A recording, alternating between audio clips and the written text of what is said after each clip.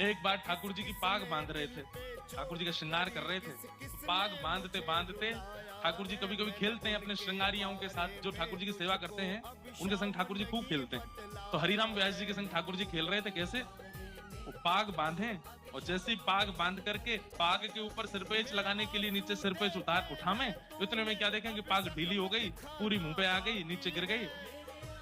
एक बार, दो बार, तीन बार, चार बार, 6-7 बार जब पाग बांध दी और बार बार खुलने लगी, और हरिराम व्यास जी बोले ये पाग पहननी नहीं है, शायद इनको दूसरी लाता हूं। दूसरी पहनाई तो वो भी उतार दी।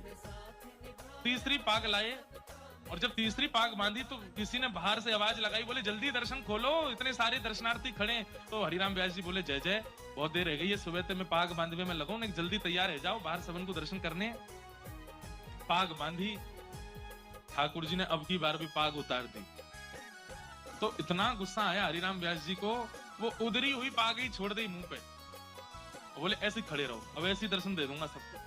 अरे सुबह से इतने लाड़ प्यार में आ गए हो, इतने ज्यादा जो है बिगड़ते जा रहे हो, इतने भाव से हम सेवा करते हैं और आपको बिल्कुल चैन नहीं पड़ता है, एक पाग नहीं बंधवा रहे हो, खड़े रहो ऐसे ही, नहीं बांधनी अब पाग, और ऐसे ही दर्शन करा दूंगा सबको। अपने पुत्र को बोल गए, भोग आदि पधरा करके दर्शन खोल देना, मैं जा रहा हूँ। बोले पिताजी गुस्सा क्यों? बोले ये ऐसे ही काम है यहाँ के छलिया के, पूरे दिन यहाँ की सेवा करते रहे, एक पाग ना बंधवा रहो, गुस्सा कर रहे। बाहर जाकर के हरिराम व्यास जी चुपचाप बैठ गए। थोड़ी देर बाद भोग प्रसाद होने के बाद जैसे ही पर्दा खुले, आहा, लोग बाग जय जयकार करने लगे, मनोहर झांकी, मधुर झांकी, आहा, आज ठाकुर जी कितने सुंदर लग रहे हैं, आज ठाकुर जी कितने प्यारे लग रहे हैं। तो हरिराम व्यास जी बोले ये लोग मुझ पे व्यंग कस रहे हैं, ये लोग जरूर मेरे ऊपर व्यंग कस रहे हैं, टेढ़ी मेढ़ी पाग है, पाग पूरी खुल गई है, तो मुझ पे व्यंग मार रहे हैं कि देखो आज कितने बढ़िया ठाकुर जी सजे। कोई दर्शनार्थी बाहर आया रोता रोता, बोले व्यास जी आज की झांकी तो नेत्रों से जा ही नहीं रही है। बोले सच बता? बोले और नहीं।